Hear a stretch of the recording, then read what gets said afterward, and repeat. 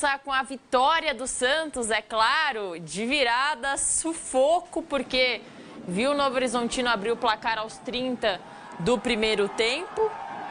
Sofreu o Santos, inclusive, no primeiro tempo, saiu vaiado, mas no segundo se recuperou. O Gabigol marcou o primeiro dele no seu retorno ao Santos. E para fechar, lá no finalzinho, quase nos acréscimos, Felipe, o Tassiano, que entrou no segundo tempo, marcou um gol meio do acaso, assim. Nem sei se a bola era para resvalar onde resvalou, mas o importante é que a bola foi para o fundo da rede. A gente está vendo o gol do Novo Horizontino. É bom lembrar que antes desse gol do Novo Horizontino, o Santos já tinha balançado as redes com o Gabigol, mas estava numa condição irregular ali no começo da jogada, se não me engano, o William Arão. E o Santos começou bem a partida, mas chegou no momento do primeiro tempo que o time caiu de rendimento, teve a parada de hidratação, né? E depois o time piorou ainda. Então, o primeiro tempo do Santos foi muito ruim, o Novo Horizontino fez 1-0. Tanto é, Isa, que a gente está na primeira rodada do Campeonato Paulista e a torcida do Santos no primeiro tempo vaiou o time. Vaiou o time no primeiro tempo, a torcida do Santos na Vila Belmiro. E pedindo ali Robinho Júnior, novidade e tal.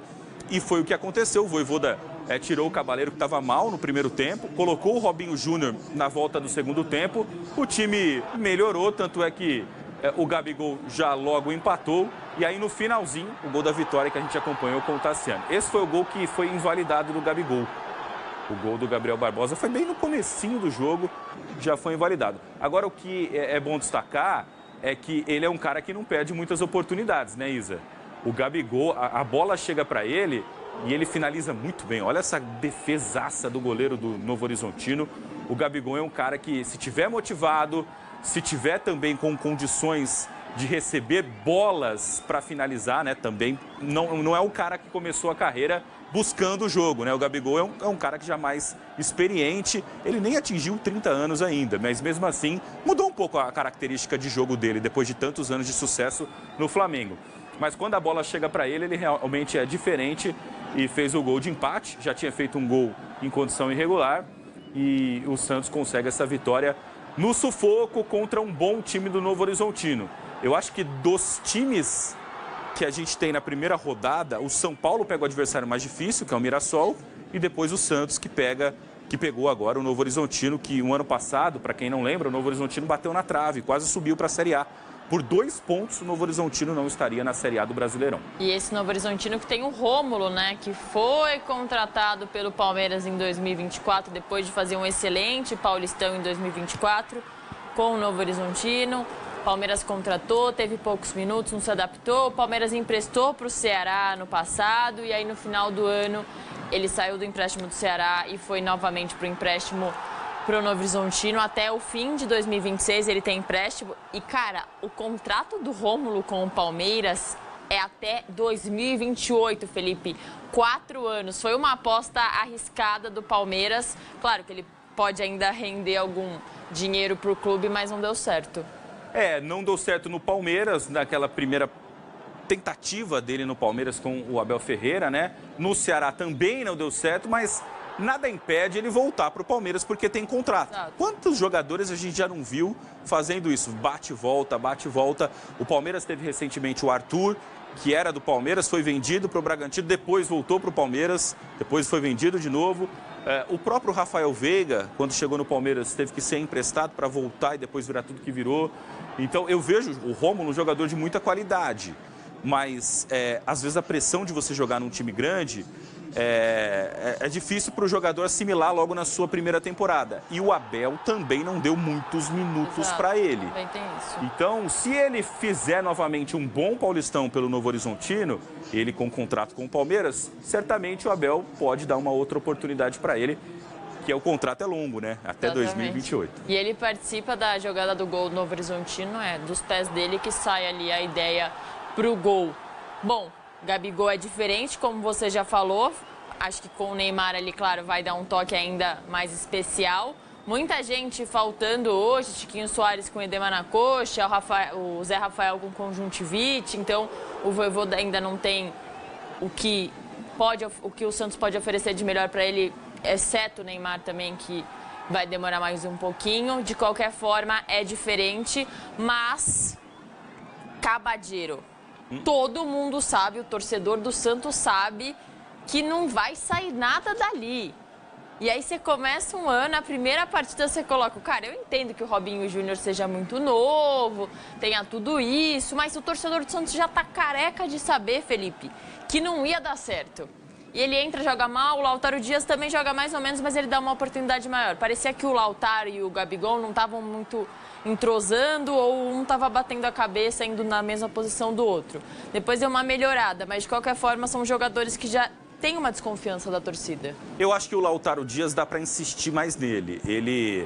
Eu não acho um jogador que você tem que desprezar do elenco, porque em alguns momentos ele foi importante para o Santos na última temporada e acho que ele pode ajudar nessa temporada. Mas cá entre nós, quando o Neymar se recuperar, a gente vai ter Neymar, Gabigol, Roleiser e o Robinho Júnior pedindo passagem. Eu acho que é mais ou menos isso o desenho ofensivo do Santos para essa temporada, né? É claro que o torcedor do Santos sabe disso, o Neymar não entrega todos os jogos.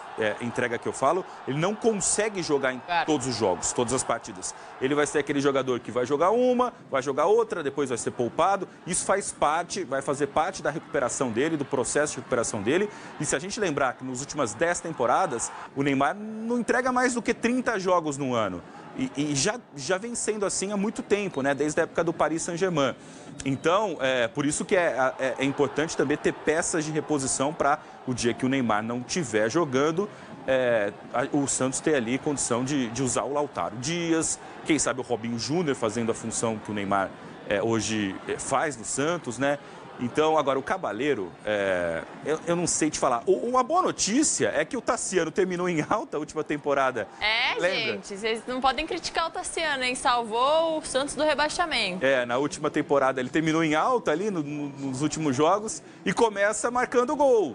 Então, pode ser que um jogador que também já estava para ser escanteado recupere a confiança e nesse ano entregue mais do que entregou na temporada passada. E o Tassiano é um bom cara de você ter no elenco, né? Aquele operário da bola, como diz Tite e companhia, um cara esforçado, que está preocupado com a ideia coletiva do time, taticamente. Então, acho um jogador super interessante e experiente.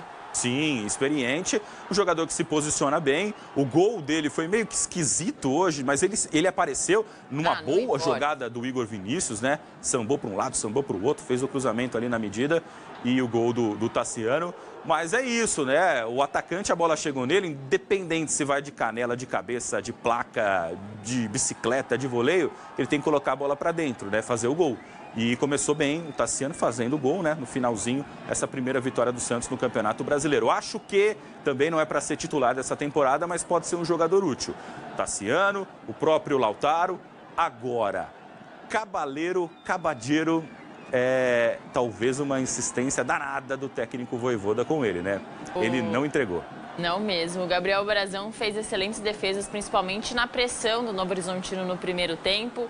E também está nessa dúvida se vai, se não vai, se fica. Ele deu uma entrevista, acho que foi ontem ou anteontem, falou, eu não consigo, não sei afirmar se eu vou ficar ou não. E fica uma situação complicada, né, Felipe? Porque o time precisa dele, ele é um excelente goleiro, mas aí você pode perdê-lo amanhã?